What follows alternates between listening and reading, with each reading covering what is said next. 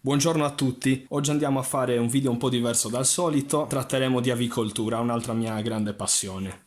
Andiamo a recensire questa bellissima incubatrice dell'azienda Borotto, modello Lumia 8. Andiamo a vedere qualche caratteristica importante di questa incubatrice. È costruita in un materiale plastico, un ABS termoisolante additivato con Biomaster, che è un additivo antibatterico, provvista di un girauova automatico. Abbiamo qua un pannello nel quale possiamo vedere in tempo reale la temperatura dell'incubatrice e possiamo regolarla in base al tipo di uova che stiamo andando ad incubare. Come possiamo vedere, oltre alla resistenza, abbiamo anche una ventola che distribuisce al meglio il calore.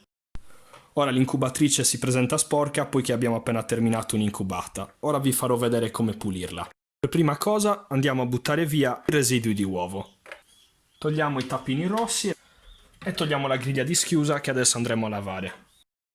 Utilizziamo della candeggina per disinfettare e poi con una spazzolina vado a pulirla così.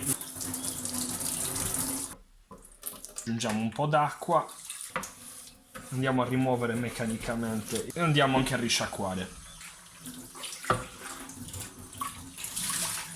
Ora bisogna asciugarla e andremo anche a soffiare con dell'aria compressa il coperchio superiore dal piumino dei pulcini che sono nati. Ho inserito il portauova, ho riempito solo uno dei due scompartimenti dell'acqua e ho tenuto acceso l'incubatrice per circa 2 ore e mezzo.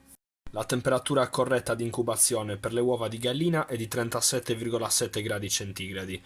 Le uova io le ho preparate in precedenza e ho eliminato le uova con evidenti difetti estetici, quindi crepe, materiale fecale sul guscio e difetti di forma. Andiamo a inserirle sempre con la punta stretta rivolta verso il basso. Questo è molto importante anche per la conservazione delle uova.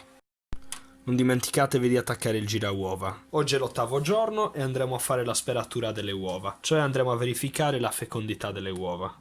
Vediamo una leggera vascolarizzazione e un accenno di camera d'aria. Questa è la terza speratura, l'uovo è quasi tutto scuro e c'è la camera d'aria. Ok, mancano 3 giorni alla schiusa delle uova, quindi togliamo i portauova, inseriamo la griglia di schiusa, riponiamo le uova sulla griglia di schiusa, ora riaccendiamo l'incubatrice. Come da manuale andiamo ad abbassare la temperatura da 37,7 a 37,2. Quindi 37,7, 37,2. Ora andiamo a inserire l'acqua anche nel secondo scompartimento in modo tale da aumentare l'umidità per gli ultimi 3 giorni fino alla schiusa.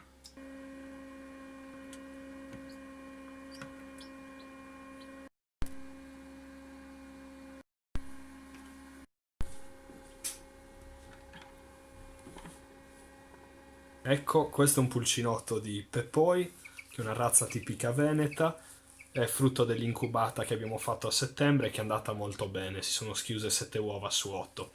Mentre l'incubata che abbiamo fatto successivamente, era già un periodo di muta, c'era più freddo, abbiamo avuto un risultato un po' più basso. Però nel complesso siamo molto contenti dell'incubatrice. A presto, speriamo di fare qualche altro video sugli animali della mia fattoria. Ciao a tutti!